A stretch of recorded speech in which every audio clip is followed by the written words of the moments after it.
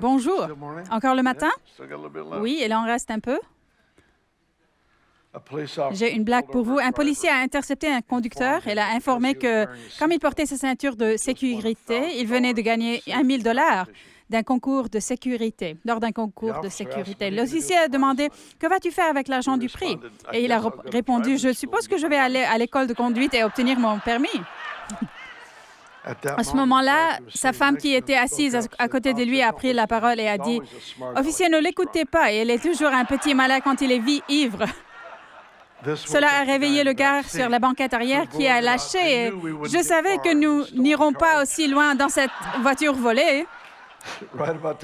Juste à ce moment-là, on a frappé du coffre et une voix a demandé « Sommes-nous déjà au-delà de la frontière? » Je ne sais pas pourquoi c'est drôle, mais ça l'est. J'ai lu celle-ci il y a quelques mois, mais vous méritez de l'entendre à nouveau. C'est comment j'ai appris à me mêler de mes affaires. Je passais devant l'hôpital psychiatrique l'autre jour. Tous les patients criaient « 13, 13, 13 ». La barrière était trop haute pour voir dessus, mais comme je voyais un petit espace entre les planches, j'ai regardé à travers pour voir ce qui se passait. Un idiot m'a piqué dans l'œil avec un bâton, puis ils se sont mis à crier « 14, 14, 14 ». Bon Dieu, c'est juste classique. C'est là.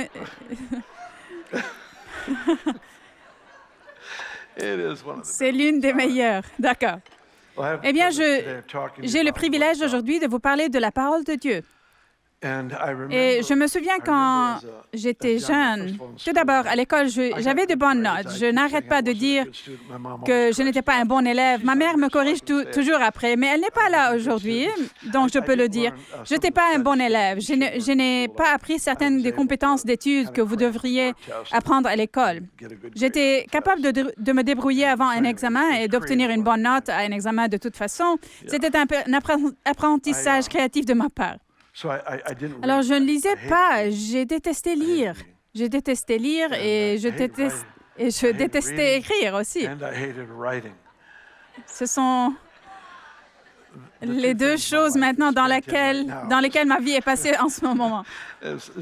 C'est comme si le Seigneur disait « humour divin, voyons comment cela se produira. » Mais je n'aimais pas du tout lire. Je l'ai détesté. Je me souviens quand j'ai vraiment tout donné de ma vie à Jésus, tout en entier, comme on dit, dans mon engagement envers Christ. J'adorais chasser et pêcher. Honnêtement, je m'en fichais si je chassais ou je pêchais à nouveau. Je me fichais de posséder quelque chose en plus des vêtements que je portais. Honnêtement, toutes mes ambitions étaient mises sur une croix, sur un autel. J'ai juste dit oui à Jésus. C'était ma réponse à ce qu'il faisait et parlait dans ma vie. Et je me souviens que j'ai commencé à lire, ce qui était un miracle. Je me souviens avoir lu 7 livres, l'un à la suite de l'autre, durant une période assez courte, par exemple, au sujet de la prière. Je ne pouvais tout simplement pas en avoir assez. Je n'oublierai jamais où j'ai commencé. J'ai commencé à lire ce livre intitulé Normal Christian Life de Watchman Nee. Mon expérience en lisant ceci est que j'ai été époustouflée par ces idées. Je lisais ce livre en pensant « Tout ça vient de la Bible ». Alors que j'avais soif de connaissances, je lisais donc les livres des autres, j'avais particulièrement soif de la parole de Dieu. Vous pouvez être nourri avec les livres des gens. Je les écris moi-même. J'espère que les gens les lisent et j'espère les aider, mais ce sont des suppléments, le repas et les Écritures. La parole de Dieu est parfaitement apte à parler de toutes les situations de notre vie. Ainsi, quand j'ai dit oui à Jésus pour le servir de manière absolue en tant que Seigneur et pour être un vrai disciple, j'ai simplement eu cette faim de la parole et je n'ai jamais cessé de poursuivre cette faim. J'ai eu des moments où j'avais plus faim que d'autres, mais l'une des choses que j'ai apprises dans le royaume est que dans ce monde naturel, on a faim en ne mangeant pas. Mais dans le royaume, en réalité, on a faim en mangeant. Se placer dans un endroit où vous êtes continuellement exposé à ce que Dieu dit crée en fait un appétit pour la parole elle-même. J'avais commencé à lire un peu au hasard, alors j'ai trouvé qu'il serait utile pour moi d'avoir un lieu discipliné de lecture. Donc, pour moi, j'aime lire comme de la Genèse à l'Apocalypse ou peut-être seulement dans le Nouveau Testament. En fait, lorsque nous avons déménagé ici à Reading, j'ai pris un certain temps où la masse de mes lectures pendant 10 ans consécutifs ne concernait que les évangiles et le livre des Actes. Je les ai juste lus encore et encore et encore. Et je me souviens qu'à un moment donné, Jean-Paul Jackson était ici et il nous a parlé de la prochaine vague de réveil et de ce que cela impliquerait. Le Seigneur lui avait clairement dit que ce serait tout autour du chapitre 4 de Romains. Donc, je me souviens, dans cette réunion que j'ai commencé ce jour-là, j'ai lu Romains 4 chaque jour pendant 3 ans, en plus de ce que je lisais. Mais je veillais à ce que je lise tous les jours pendant 3 ans, à l'exception de 5 jours en raison des vols internationaux. Le but est de rester exposé à ce que Dieu dit en fait. Il y a des moments où je lirai seulement les livres de la loi, parfois seulement les livres de poésie, n'importe quoi. Le fait est que j'encourage les gens à avoir ce que j'appelle la lecture récréative, mais aussi la lecture disciplinée, pas l'une ou l'autre. Faites les deux. La lecture récréative pour moi est j'ai de l'histoire avec Dieu. Où j'ai des problèmes, j'ai été découragée, j'ai été défiée dans ma foi, j'ai été confus, ne sachant pas quelle décision à prendre. Et mon habitude, au cours de ces quelques 40 ans, est de toujours aller à la parole de Dieu quand je suis dans un de ces moments. Littéralement, je lis jusqu'à ce qu'il parle. Je me suis assis et j'ai lu 20 chapitres parfois, et encore plus, l'un à la suite de l'autre. Je continue à lire jusqu'à ce qu'il me parle. Je trouve la vie ici, littéralement, la vie. Il y a cette déclaration dans les Écritures. L'homme ne vivra pas de pain seulement, mais de toute parole qui sort de la bouche de Dieu. Je vis parce qu'il parle, donc je lirai. Et même à ce jour-là, si je me trouve dans une situation difficile, ce que je fais souvent est de retourner à un endroit où j'avais déjà rencontré le Seigneur. Par exemple, je vais au premier chapitre de Josué et j'y passerai du temps là-bas. Et je vais à Ésaïe 60, au Psaume 27 et 37. Je vais à ces endroits où j'ai une histoire avec Dieu. J'ai pleuré devant Dieu dans certains de ces endroits et le Seigneur m'a parlé et il m'a nourri. Il a nourri mon âme. Il a nourri mon âme de sa parole. Et cela a changé ma vie simplement parce qu'il a parlé. Je viens désespéré, je viens affamé, je viens avec sa parole devant moi. Il y a juste ces moments que vous avez dans la vie avec lui, où il souffle sur les mots qui sont sur la page. Vous ne pouvez pas toujours expliquer ce que vous venez de lire, et j'adore cette partie de l'apprentissage dans le royaume. Il ne touche pas mon esprit d'abord, il touche mon cœur. Si je viens à lui et m'abandonne, il aura un impact sur moi, dans mon cœur, là où le changement commence, avant que je comprenne ce qu'il est en train de faire dans mon esprit. Comme ça, c'est comme ça que l'apprentissage se passe dans le royaume. Donc, ce que j'appelle la lecture récréative est d'aller dans un endroit familier dans les Écritures où je suis allé plusieurs fois auparavant. Je reviendrai sur ces versets. Je me réfère à eux comme ma cabane dans les montagnes. Vous savez, vous voulez vous échapper loin, vous partez juste à la cabane. Et il y a un petit lac là-bas. Vous pêchez, vous pouvez vous asseoir au coin du feu et faire ce que vous voulez. Mais le fait est que vous êtes juste en mode de repos, juste en train de vous récupérer. J'ai des endroits dans la parole de Dieu où c'est ma cabane sur la montagne. C'est mon endroit de rafraîchissement personnel. Et c'est pourquoi j'ai une histoire avec Dieu. C'est là que j'ai passé du temps avec Dieu au fil des ans et qu'il m'a rencontré au cours de ces passages de l'Écriture. Je l'ai marqué et je sais où aller. Je sais parce que j'ai de l'histoire. C'est comme si tu étais marié depuis 30 ans et que tu as toujours les lettres d'amour quand tu étais fiancé. tu reviens en arrière et tu lis ces lettres. C'est ce que c'est. C'est une lettre d'amour pour moi. Tant de gens abordent les Écritures si négligemment. J'ai vu une vidéo. À certains endroits en Chine, vous ne pouvez pas obtenir une Bible. En fait, ce que font ces croyants dans ces églises secrètes, c'est qu'ils auront une Bible et qu'ils déchireront des pages individuelles de cette Bible et la feront circuler. Une famille aura une page pendant 1 ou 2 semaines et puis échangera avec une autre famille afin d'obtenir une autre partie des Écritures.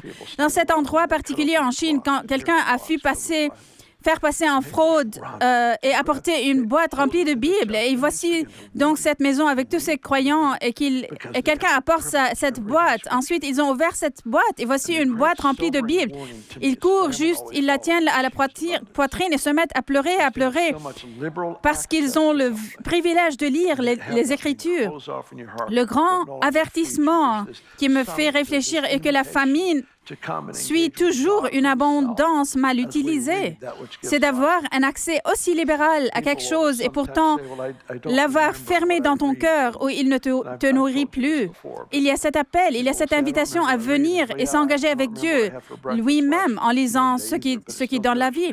Les gens disent parfois, « Eh bien, je ne me souviens pas de ce que j'ai lu. » Je leur dis, « Eh bien, oui, je ne me souviens pas non plus de ce que j'ai mangé au petit déjeuner de lundi dernier, mais cela m'a quand même nourri. Il avait toujours sa place en moi. » C'est établir une routine privilégiée de lire les Écritures. Maintenant, j'aime bien la lecture aléatoire, le week-end en cabane, comme je l'appelle, mais j'essaie toujours d'avoir une lecture disciplinée à travers les Écritures. Mais vous vous trouvez dans une situation de crise ou de besoin, où vous avez besoin de clarté pour quelque chose, et vous constaterez que Jésus vous a en fait, dans le chapitre où vous vous trouvez ce jour-là, vous tournez à votre marque-page, vous l'ouvrez et vous trouvez qu'il y a exactement ce dont j'ai besoin d'une réponse parce qu'il vous a préparé. Il est grand, il est souverain et il aime vous préparer pour la vie. Le fait est que nous faisons la discipline et ensuite, étant le Dieu souverain, il nous prépare par des rencontres divines. Nous devons juste garder la chose en cours. J'entends des gens dire parfois, « Oh, j'ai lu une portion de l'Écriture ce matin. Elle était si profonde qu'elle m'avait nourri toute la journée. » N'importe quoi. J'aime la nourriture moi-même. Je considère la nourriture comme la volonté de Dieu pour ma vie et je choisirai la qualité plutôt que la quantité. J'aime la bonne nourriture. J'ai des restaurants préférés dans le monde entier. Mon restaurant préféré est dans la vallée de Napa, appelé le The French Laundry. Oh, bonté gracieuse, vous recevez presque une nouvelle version dans votre langage de prière en mangeant cette nourriture. Et je me souviens de la première fois que j'ai mangé à French Laundry. Il y a environ 9 plats. Ensuite, ils lancent des cadeaux ici de part et d'autre. Et vous savez, ce n'est que la meilleure nourriture de la planète. Et alors, je me souviens d'être assis là-bas et il sortait ce petit bol avec du caviar et des huîtres. Il s'appelle huîtres et perles. Le chef Keller est célèbre dans le monde entier pour ce plat spécifique. Maintenant, vous devez connaître l'intérieur de ce bol. Je déteste les huîtres et je déteste le caviar. D'accord? Donc ici, j'ai cet ensemble devant moi que je n'aurais pas commandé si j'avais le choix. Mais ce que vous faites est de choisir soit le menu végétarien, qui ne sera jamais choisi par moi, ou le menu de viande. Donc, vous tous les végétariens, vous m'aimez semaine après semaine, je ne sais pas comment vous le faites. Vous endurez de tels tourments de ma part. Alors, ils ont sorti ce petit bol. C'est une grande assiette, mais un petit bol minuscule avec du caviar et des huîtres dans cette sauce. Et je regardais Benny et j'ai dit, je dépense trop pour ce repas pour ne pas le goûter au moins, ce qui n'est pas ma norme. Mais je me suis dit, je vais être audacieux, je vais exprimer une grande foi. Et j'ai pris une bouchée des huîtres et des perles. Et je ne pouvais pas croire ce qui se passait dans ma bouche. Je me suis tournée vers Benny et je lui ai dit, je veux un grand bol rempli de ce genre de choses. Je ne sais pas ce qu'il y a dans la sauce, vous savez. Comme vous le savez, je suis un acheteur de livres de cuisine, même si je ne cuisine pas. Et disons que vous allez à French Laundry ou dans un bon restaurant, vous goûtez la meilleure chose que vous avez jamais goûtée et vous vous rendez dans la salle de réception du restaurant où se trouvent des livres de cuisine du chef Keller ou de qui que ce soit. Et vous dites, mec, je veux ce plat encore. Et vous ouvrez ce livre de cuisine et vous trouvez le plat huîtres et perles. Et vous commencez à regarder tous ces ingrédients. Vous dites, vous savez, je n'aime pas ça. C'est des huîtres. Je n'aime pas ça. C'est le caviar. Oh, regarde cette épice. Je n'ai jamais aimé ça. Oh, ils mettent ça dedans, mais cela est un peu fade. Je ne sais pas pourquoi vous en mettriez ça dans une recette. Et vous allez tout au long de cette recette et vous trouvez qu'il n'y a pas beaucoup de choses là-dedans que vous auriez appréciées toutes seules, à moins que, bien sûr, vous jetez des pépites de chocolat à la fin. Vous avez donc cette recette de produits à saveur amère, de poisson, de goût aigre, trop salé, trop sucre, trop fade. Mais en quelque sorte, le maître cuisinier les a mis ensemble dans un équilibre parfait et ils deviennent la meilleure chose que vous ayez jamais mangé dans votre vie. Ce livre, la Bible, a des choses amères, des choses aigres, des choses si douces, des choses si conflictuelles, des choses si provocantes, des choses si exotiques en soi. Mais quand elles ont été mélangées à l'ensemble, c'est absolument le meilleur repas que vous aurez jamais mangé. C'est pour ça que vous êtes nés. C'est le conseil total de Dieu. Certaines personnes me rendent dingue. Ils cherchent dans la Bible et trouvent les versets qui leur font du bien. Non, vous devez être giflés. Elle s'appelle une épée pour une raison. Il y a des choses attachées à toi qui ne devraient pas être là. La Bible dit, la parole de Dieu est utile pour corriger. Proverbe 12, verset 1 dit, ceci est dans la traduction de New King James, ce n'est pas la traduction de Message Bible. Il dit, celui qui déteste le reproche est un idiot. Celui qui déteste la correction est tout simplement idiot. Ils sont juste stupides. Permettez-moi de l'étendre. Celui qui déteste être corrigé par les Écritures est stupide. Et écoutez, je vais vous dire, nous avons une option car vous serez corrigés, soit en privé avec l'épée, soit en public avec la communauté, mais ce serait exposé. Le simple fait de regarder vos visages est une si grande joie pour moi. Regardez les gens se tortiller. C'est un trajet relationnel. Je suis tellement reconnaissant, j'ai bon Dieu.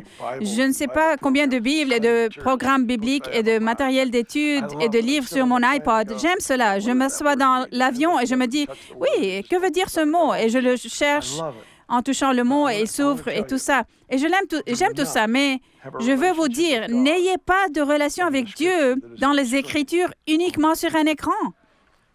Ayez quelque chose sur lequel vous pouvez écrire parce que cela va être votre histoire. Je me suis levée vers 3 heures du matin en août 2009. Je suis allée utiliser les toilettes et j'ai vu un livre par Kim Clement. J'ai regardé la couverture intérieure. Il m'avait écrit une note quand il était ici, écrit une référence biblique pour moi. J'ai regardé cette référence et elle m'a parlé tellement profondément que je suis allée à ma Bible et l'ai marquée et inscrit la date parce que je ne voulais jamais oublier la date. Donc, à la page droite du livre de Nahum, de ma Bible, la date à laquelle Dieu a parlé. Vous voulez votre histoire avec Dieu, vous voulez souligner, vous voulez faire des références. Dieu vous parle de l'Évangile de Jean, par exemple, et vous voyez une chose semblable dans le livre de Josué. Alors, trouvez-le dans Jean, puis retournez à Josué et écrivez la référence. Vous voulez avoir ce fil d'argent de votre trajet rédempteur avec le roi Jésus qui vous enseigne comment il pense et comment il voit. Vous avez besoin des choses conflictuelles. Vous avez besoin des trucs qui sont énervés, sévères.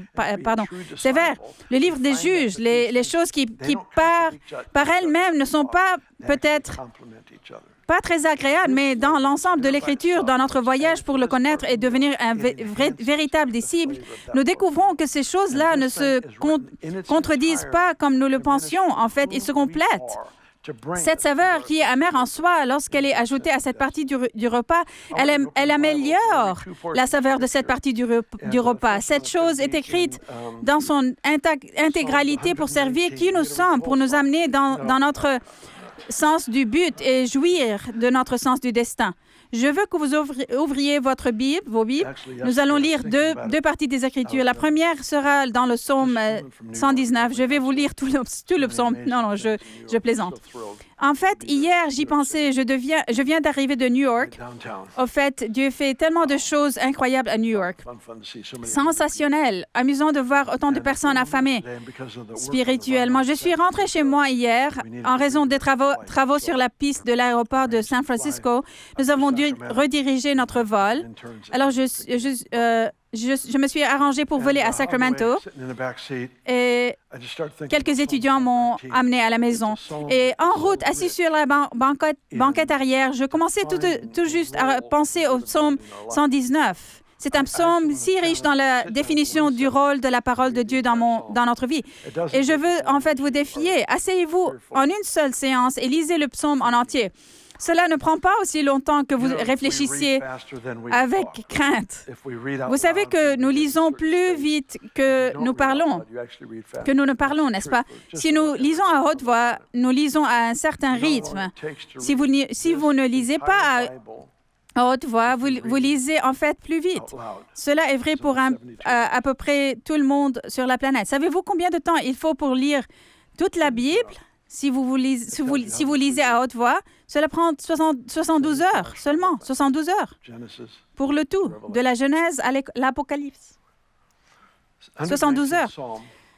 Dans le 119e psaume, prenez note des mots paroles, prescriptions, préceptes, témoignages, commandements, tous ces types de mots, parce qu'ils sont tous des angles différents de cette chose appelée parole de Dieu.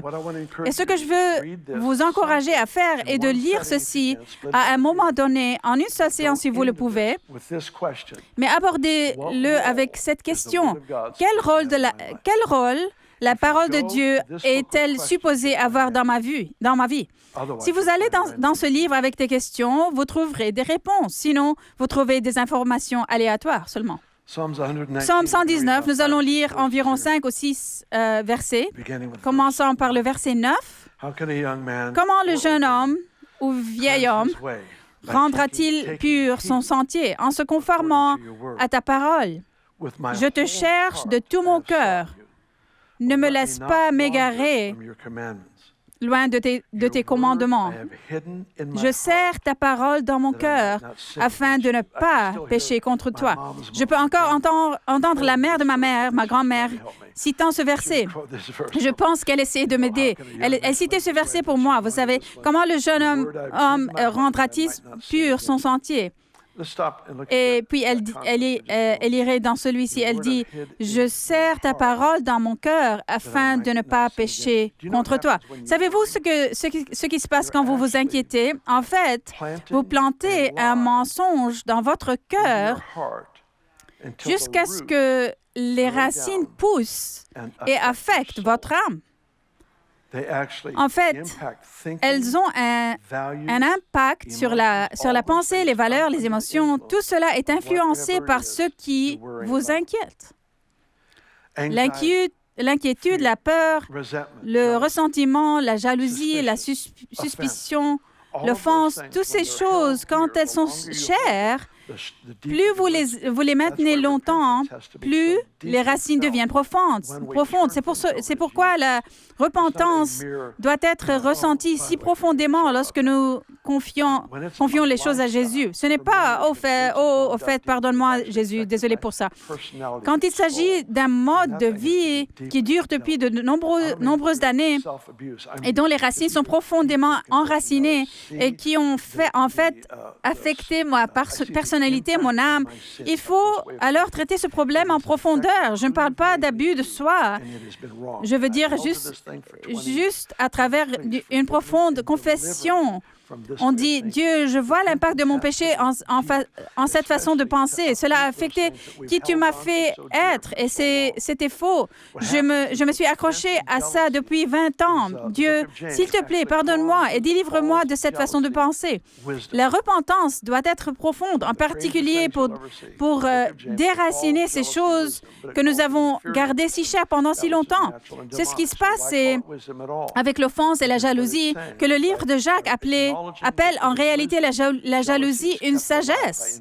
Le livre de Jacques appelle la jalousie sagesse, mais il l'appelle une sagesse inférieure, ce qui est terrestre, humain et démoniaque. Alors pourquoi l'appelle-t-il sagesse du tout? Parce que ce qu'il dit, c'est qu'en reconnaissant que c'est de la sagesse, la jalousie est maintenue vivante par les informations. La jalousie, la suspicion et le ressentiment attirent des informations qui renforcent la position de l'offense. Vous attirez plus des informations pour que vous vous sentiez en sécurité dans votre conclusion. Mais cela n'existe pas dans le cœur du Christ. C'est pourquoi nous gardons la parole de Dieu dans nos cœurs. Pourquoi? Afin de ne pas pécher contre lui.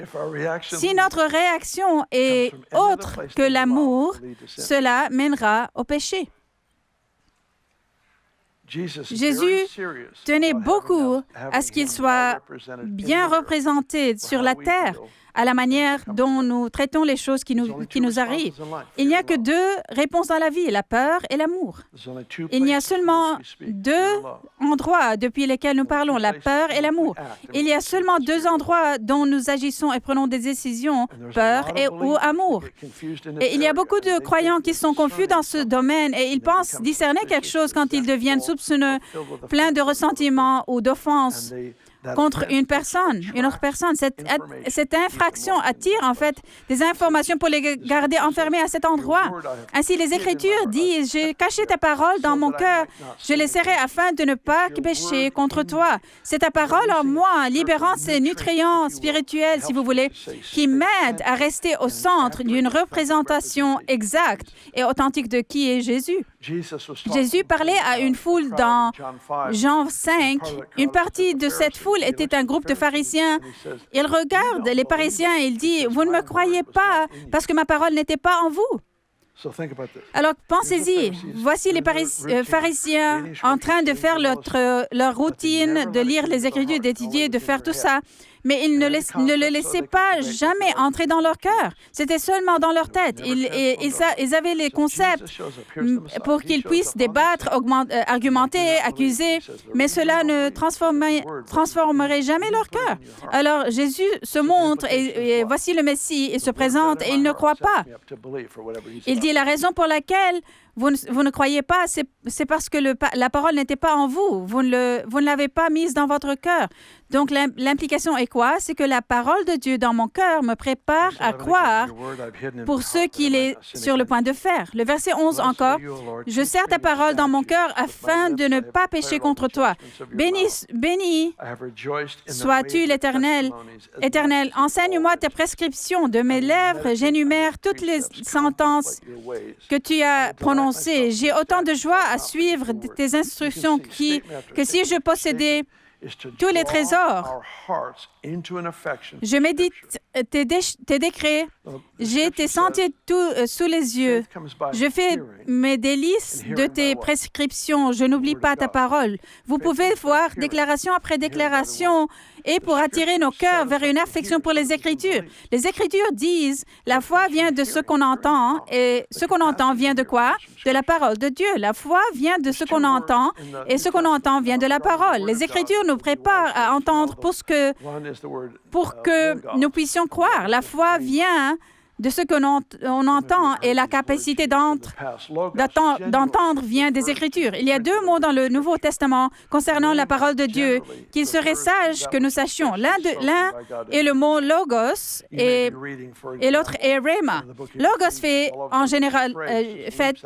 généralement référence aux Écritures imprimées ou écrites. Rhéma, en fait, fait généralement référence à ce qui vient d'être parlé par Dieu à un moment donné. Vous lisez peut-être, par exemple, dans le livre livre des Éphésiens, et tout à coup, cette phrase vous saute dessus et apporte du réconfort à votre âme, à votre direction, à votre sagesse, à votre perspicacité, à votre foi ou à ce qui soit. Et il souffle tout simplement sur ce qui est écrit. Donc, il y a le logos, ce qui est imprimé, et le rhéma, et ce qui est fraîchement parlé de Dieu. Dans l'onction, la ligne entre logos et rhéma disparaît. Et tout devient habilité à nous nourrir, à nous responsabiliser, à nous diriger, à nous corriger. Je retourne aux Écritures tous les jours. Je ne m'arrête pas. Je ne rate pas une journée. J'ai raté un jour il y a 37 ans parce que j'ai eu des calculs rénaux. Ce n'était pas amusant. Ce n'était pas aussi amusant qu'il l'avait dit. Au milieu de la nuit, j'avais les garçons. Léa n'était pas encore née. J'avais tellement de mal. Je pensais que l'enfer est venu. J'avais mal. C'était incroyable. Benny n'était pas là. Elle était à une retraite des femmes. Alors, j'ai appelé mon médecin, qui était un ami personnel. Il a dit, « Je te retrouve à l'hôpital. Descends tout de suite. » Et j'ai dit, « Je peux pas bouger. » Oh, bonté gracieuse, j'étais tellement doublée de douleur. Et il a dit, d'accord, je viendrai chez toi alors. Alors, j'ai appelé Chris ensuite. J'ai dit, Chris, j'ai besoin de ton aide. Rencontre-moi à l'hôpital. J'ai besoin que tu amènes mes garçons. Alors, Chris est venu avec mes garçons et j'étais là-bas dans une telle douleur. Je veux juste louer Dieu pour celui qui a découvert que Demerol était magique. Demerol, en ce qui me concerne, est un cadeau absolu de Dieu. Ils m'ont donné le nombre d'injections dont j'avais besoin jusqu'à ce que je fusse abruti et jusqu'à ce que cette chose fût passée. Le lendemain, j'allais bien, mais je n'ai pas lu la Bible ce jour-là. Je n'ai pas lu. Mais à moins que ce ne soit quelque chose comme ça, je vais commencer ma journée, je vais finir ma journée, et si j'en ai l'occasion, je lirai pendant la journée. Wigglesworth, je pense que cela a été dit de lui, il ne prêchait pas ou ne participait pas à une réunion, il ne restait pas 15 minutes sans lire la parole. Il avait un petit Nouveau Testament dans sa poche arrière. Il le sortait assis à un arrêt de bus, assis sur un banc de parc, où qu'il soit. Et juste pour s'arrêter et lire, rester connecté à ce que Dieu dit est une source de vie. Ce n'est pas optionnel, c'est la vie même. Je vis parce qu'il parle. La puissance de sa parole, au jour de la création, il a parlé et il a dit qu'il y ait de la lumière. Savez-vous qu'en ce moment, les univers s'agrandissent au moins à la vitesse du son, sinon à la vitesse de la lumière? Ils sont continuellement formés et créés. Pourquoi? Parce qu'il n'a jamais récupéré sa parole. Quelle est la puissance de sa parole? Ce qu'il déclare, il le permet, il l'autorise, il le rend possible et il veut que nous jouissions du privilège qu'il nous parle. Allez à 2 Timothée, chapitre 3, et nous terminerons avec celui-ci. Êtes-vous vivant? Tout le monde est vivant? J'ai écrit juste une liste rapide ce matin de choses dont je me souvenais de ce que la Bible disait à propos de la Bible. Elle dit la parole instruit, corrige, dirige, inspire, renforce, donne la foi, guérit et promet. Si vous voulez savoir à quoi ressemble la santé divine, étudiez le livre des Proverbes. Et observez chaque fois que vous pouvez trouver santé et vie et déterminer à quelle fréquence cela est en fait lié à la parole de Dieu. La parole, en fait, inspire la santé dans le corps humain.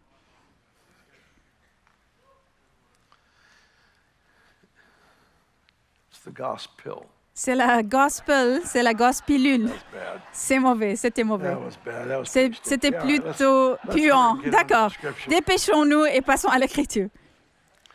2 Timothée, chapitre 3, verset 12. C'est une promesse pour vous de mettre sur votre réfrigérateur. Du reste, tous ceux qui veulent vivre avec piété en Jésus-Christ seront persécutés. Laissez-moi le relire pour vous. Ceci est l'un de ces versets acidulés qui aident les autres à s'améliorer. OK, nettoyez votre palais. Vous êtes prêts? D'accord, c'est parti. Du reste, tous ceux qui veulent vivre avec piété en Jésus-Christ seront persécutés, tandis que les hommes méchants et les imposteurs avanceront toujours plus dans le mal en égarant les autres et en s'égarant eux-mêmes. Quant à toi, tiens ferme dans ce que tu as appris et reconnu comme certain, sachant de qui tu l'as appris. Depuis ton enfance, tu connais les saintes Écritures qui peuvent te rendre sage en vue du salut par la foi en Jésus-Christ. Sage en vue du salut. Phrase intéressante. Vous dites bien, Bill, je suis déjà sauvé.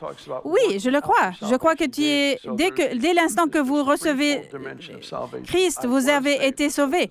Tu es né de nouveau. Mais Paul parle de mettre en œuvre ton salut quotidiennement. Il y a donc cette dimension trine du salut. J'ai été sauvé à telle heure, à telle date, mais je suis en train d'être sauvé aussi. Quand Jésus reviendra ou je meurs, je serai sauvé. Il y a donc cette dimension trine du salut. Il parle ici de la parole de Dieu comme étant ce qui nous permet de mettre en œuvre notre salut quotidien. En d'autres termes, nous serions plus sauvés aujourd'hui qu'hier. Verset 16, « Toute l'Écriture est inspirée de Dieu et utile pour enseigner, pour convaincre, pour corriger, pour instruire dans la justice, afin que l'homme de Dieu soit formé et équipé pour toute œuvre bonne. » Voici le point. La parole de Dieu m'équipe l'esprit, l'âme et le corps intellectuellement, émotionnellement, mentalement, ce qui est différent d'intellectuellement, c'est l'état de mon esprit, et physiquement, au naturel, équipé pour toute œuvre bonne. En d'autres termes, pour tout défi qui se présente à moi, je suis prêt à représenter le roi avec un service adéquat pour investir dans cette situation afin que Jésus soit bien représenté.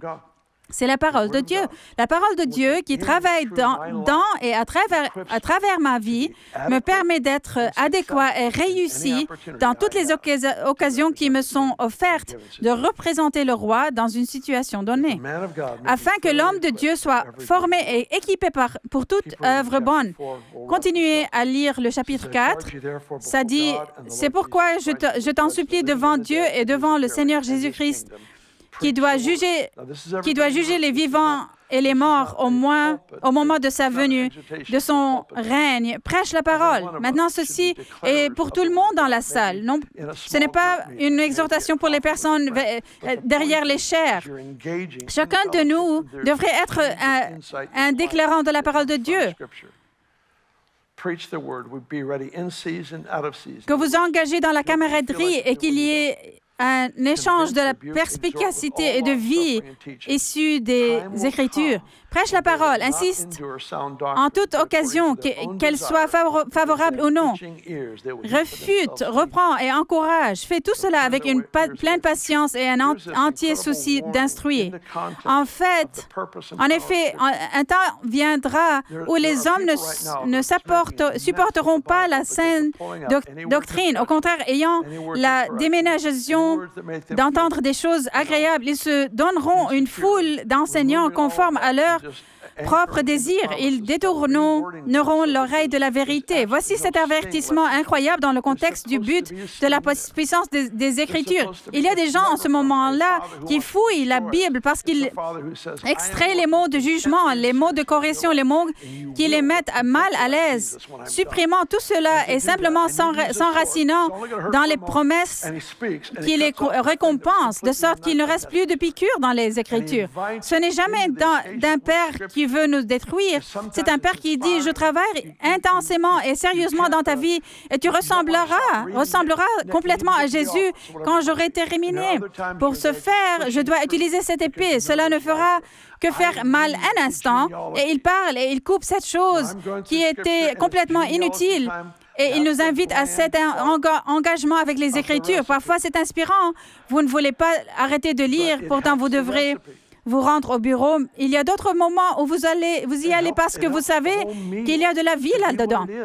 Je lis les généalogies moi-même. Lorsque je lis les Écritures et que c'est le temps de généalogie, c'est la partie fade de la recette, mais elle aide la recette. Elle aide le repas en entier à être ce qu'il est, ce qui nourrit, défie et me change. Il y a des gens qui circulent en disant « Nous n'avons pas besoin de prêter notre attention aux enseignements de Jésus, car tous ces enseignements étaient en réalité dans l'Ancien Testament, ce qui est vrai parce que la Nouvelle Alliance était quand son sang a été versé. Ainsi, tous ces enseignements pendant ces 3 ans et demi de ministère étaient en réalité dans l'Ancien Testament. Alors, ils disent que nous n'avons pas besoin des enseignements de Jésus. Eh bien, réfléchissez à ça. Jésus était-il le plus grand enseignant de tous les temps? Oui. Mais si Dieu le Père l'avait enseigné pendant 3 ans et demi à la fin de l'Ancien Testament et que c'était là la seule fois que l'enseignement en valait la peine, alors Dieu est le pire régisseur qui n'a jamais existé. Avoir le meilleur à la fin de plusieurs milliers d'années, pendant 3 ans et demi, avec seulement quelques milliers de personnes sous son influence, c'est fou. Pour traiter de ce que savent les rédacteurs de l'Écriture arriverait dans le futur. Dans 2 Jean, il dit, si quelqu'un vient chez vous et n'apporte pas cet enseignement de Jésus, ne le prenez pas chez vous. C'est si grave. Ne le recevez même pas chez vous. Cela ne veut pas dire votre prochain qui ne connaît pas le Christ.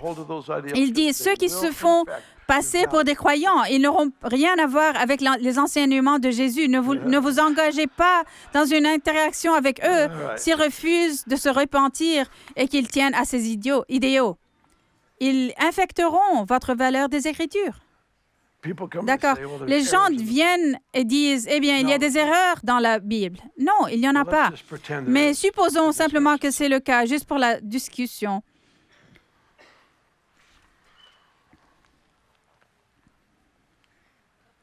Il n'y a pas autant d'erreurs ici dans la Bible qu'en toi. Et je ne te laisserai pas redéfinir pour moi ce qui est précieux ici. À part ça, je suis assez content tout le temps.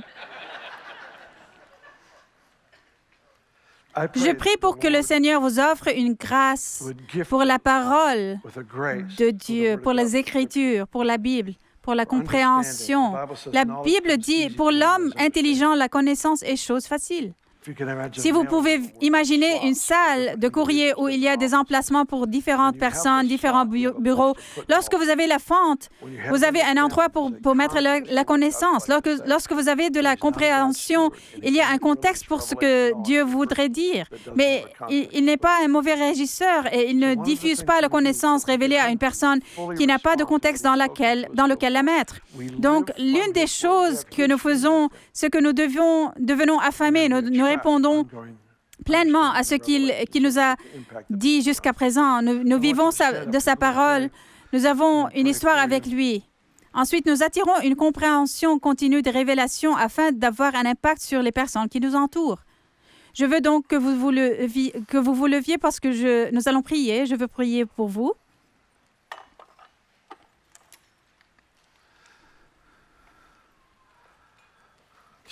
Jésus, fais-la vivre. Vous savez quoi? Je me souviens quand j'avais probablement 19 ans, à ce temps-là, l'Église se trouvait dans un ancien bâtiment qui n'existe plus. Il y avait une petite bibliothèque là-bas. Je me souviens d'avoir sorti ce petit livre blanc de l'étagère et je n'étais pas un lecteur à ce moment-là. Et je l'ai ouvert, ce petit livre blanc, et je l'ai juste ouvert au milieu et j'ai commencé à lire. Et pendant que je lisais, je me suis dit, c'est incroyable. Je pouvais la sentir, la vie sortir de la page. Honnêtement, je pouvais la sentir. La vie sortait de la page. J'ai continué à lire, continué à lire, continué à lire. Et je tournais la page et continué à lire. Et ensuite, il y avait une référence scripturaire. Et j'ai vu, en fait, je lisais la parole et je ne le savais même pas. C'est pourquoi la vie sortait de la page, alors que l'auteur citait un passage de la Bible pour prouver un point. Vie, je vis parce qu'il parle. Alors, Père, je prie pour que ta parole prenne vie à un niveau que nous n'avons jamais connu auparavant et que chaque personne dans cette salle et tous nos amis sur Bethel TV, qu'il y ait un nouveau don de faim pour la lecture de la parole de Dieu et pour s'émerveiller. Que tu que tu élargisses notre sagesse et tu étendes notre dévotion à la parole écrite. Je prie ceci pour l'honneur du nom de Jésus. Amen. Maintenant, je veux que l'équipe du ministère vienne à l'avant. Il y a déjà eu un appel à l'hôtel. Oui. Est-ce que Chris a déjà fait cela? OK, d'accord. Si vous pouviez attendre un moment, cela nous aiderait vraiment. Merci. Juste l'équipe ministérielle, s'il vous plaît. En fait, permettez-moi de poser la question. Y a-t-il quelqu'un ici qui dirait simplement, « Bill, je n'ai jamais été disciple de Jésus » ou « Si je l'étais, j'ai choisi entièrement ma propre voie et je veux retourner à lui aujourd'hui. Je veux placer ma foi en lui et devenir un véritable disciple de Jésus. » Un disciple signifie un apprenant. Lorsque nous arrêtons d'apprendre, nous cessons d'être un disciple. Et vous direz, « Bill, je veux être l'apprenant. Je veux être pardonné du péché et vraiment guéri de l'intérieur. » Si c'est quelqu'un dans la salle, levez la main très rapidement, car je veux en être sûr. Quelqu'un? Juste ici, en voici un. Quelqu'un d'autre? Juste derrière, en est un autre. Ah, si beau, allons. Juste derrière, en est un autre. C'est tellement cool. Juste à ma gauche ici se trouve un groupe de personnes que nous connaissons et en qui nous avons confiance. Il y a une petite bannière pour que vous sachiez où il se trouve. Juste ici à ma gauche. Je voudrais demander aux 4 d'entre vous, s'il vous plaît, venez rapidement à ce groupe ici parce que je veux qu'ils parlent avec vous et qu'ils prient avec vous. Quittez vos places maintenant, venez à eux maintenant. Et cette équipe va prier pour vous parce que je veux que vous soyez bénis au-delà de toute mesure. Oui, Église, bénissez-les pendant qu'ils viennent. C'est génial, juste ici. Ah! Incroyable. Alors, très bien. C'est toi qui viens maintenant. Prends le micro. Dis à tout le monde quoi faire. Attendez encore une seconde. Laissez-moi aller à l'arrière et tout. Allons, pouvons-nous simplement remercier Pasteur Bill? C'était une parole si puissante. Merci beaucoup, les gars, d'être venus ici avec nous. Nous voulons pouvoir prier pour vous, vous bénir. Donc, si vous avez besoin de prière pour quoi qu'il ce soit, que ce soit la guérison de votre corps ou vous ayez besoin d'une parole du Seigneur ou de réconfort, venez ici. Notre équipe veut prier avec vous. Mais nous vous bénissons, les gars. Je prie juste pour que cette journée soit marquée de surprises inattendues de la bonté de Dieu. Nous vous bénissons tandis que vous quittez. Nous aimerions prier pour vous, les gars, ici. Que Dieu vous bénisse, les gars. Bonne journée.